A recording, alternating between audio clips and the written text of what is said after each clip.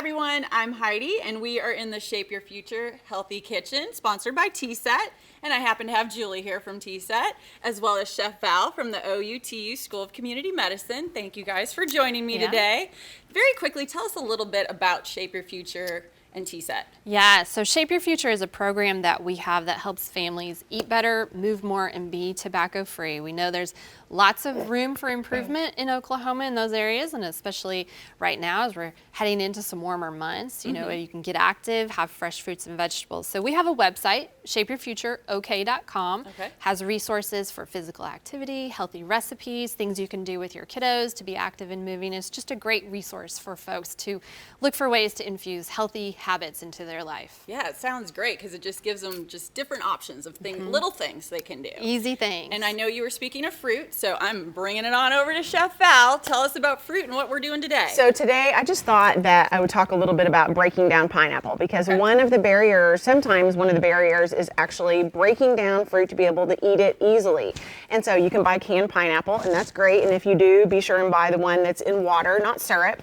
And you can buy it already cut up, and that's great, but it is a lot more expensive. So this pineapple costs $2, and it can feed a big family for a couple of days.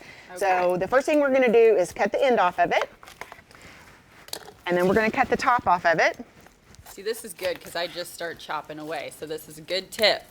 And then you're going to peel off that outer layer all the way around. This pineapple is maybe not quite there. Try to get most of the little brown specks off. Okay.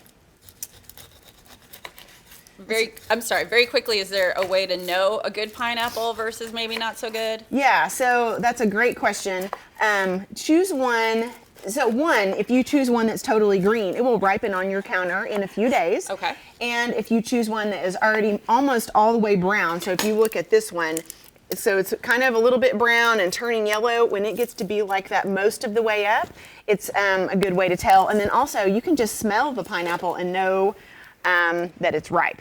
Okay, so we're gonna get the little scraps off of here. You did that much neater than I do. I know, I was thinking that too.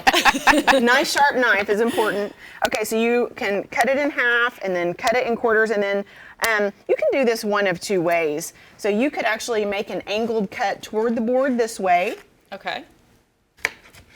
Which makes sense because I know the goal is obviously to get the core. And then, you know, you're always trying to cut away from your hands. Okay, so that's, or toward the board.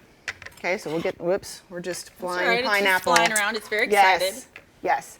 And, or you could go ahead and stand this up and cut the core out this way. Okay. Either way. And assuming, sorry again, I'm very interested. Is there a difference, like, does it matter how close to the core? What does that do? So the core is very hard.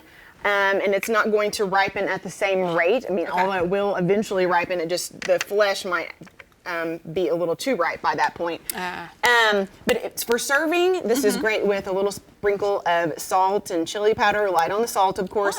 But I love a little bit of lime zest and lime juice squeezed over it. And even if your pineapple maybe is not quite sweet enough, a drizzle of honey, and I mean like a teaspoon for this much. Oh my goodness, sounds amazing.